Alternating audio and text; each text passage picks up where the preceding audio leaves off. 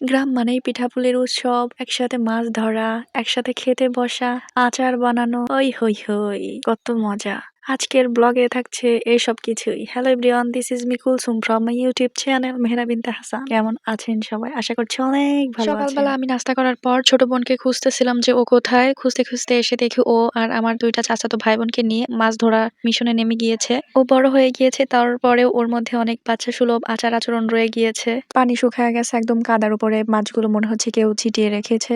ও সুন্দর করে খুঁটে খুঁটে উঠাচ্ছিল। আমাদের এদিকে বর্ষার পানি আসে, বর্ষার পানিতে এই খালটাতে ভরে যায় পানি। চলে যাওয়ার পর এখন চারিদিকে একদম শুকনা হয়ে গিয়েছে। আমাদের এদিকে ধানের আবাদ করা হয়। ধান কেটে সবাই বিছিয়ে রেখেছে, একটু রোদ হলে বাসায় নিয়ে যাবে। আর এই খালে অনেক বেশি কচু গাছ আছে। কচু গাছ সরায় সরায় ওরা তিনজন মাছ ধরতেছিল।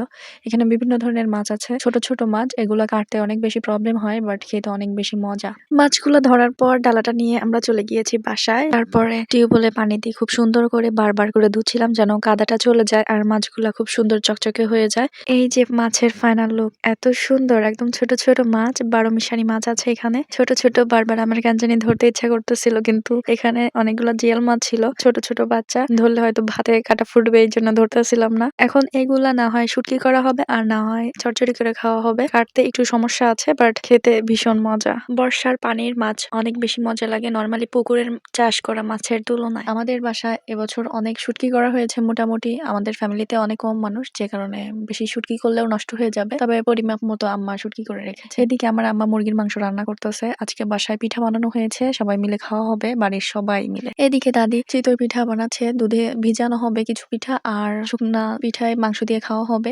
আমার দুধে ভিজানো পিঠা পছন্দ না, মিষ্টি কেন জানি আমার ভালো লাগে না, তবে ঝাল পছন্দ। আম্মা সুন্দর মতো মাংসগুলো বেড়ে নিয়ে আমাকে বলতেছিল যে ওইখান থেকে কয়েকটা পিঠা নিয়ে আয়। দেন আমি চলে গিয়েছি দাদির কাছে, ওখান থেকে যেয়ে কয়েকটা পিঠা নিয়ে আসছি। আমরা এখানে অনেকগুলা মানুষ ছিলাম, তারপরে কড়াইতে বসে একটা একটা করে সবাই খাচ্ছিলাম। এত বেশি মজা লাগতেছিল, যদিও এখানে পরিমাণে অনেক কম, একটা করে সবাই খেয়েছি, বাট অনেক মজা করে খেয়েছি। যে কোনো জিনিস অনেকজন মিলে খেতে অনেক বেশি মজা লাগে। আমার পিঠার মধ্যে সবচেয়ে পছন্দের পিঠা হচ্ছে চিতই পিঠা সাথে মাংস। অন্য কোনো পিঠার আমি তত ফ্যান না, যত বড় ফ্যান হচ্ছে এই পিঠার। আর গরম গরম খেতে আসলে অনেক বেশি মজার।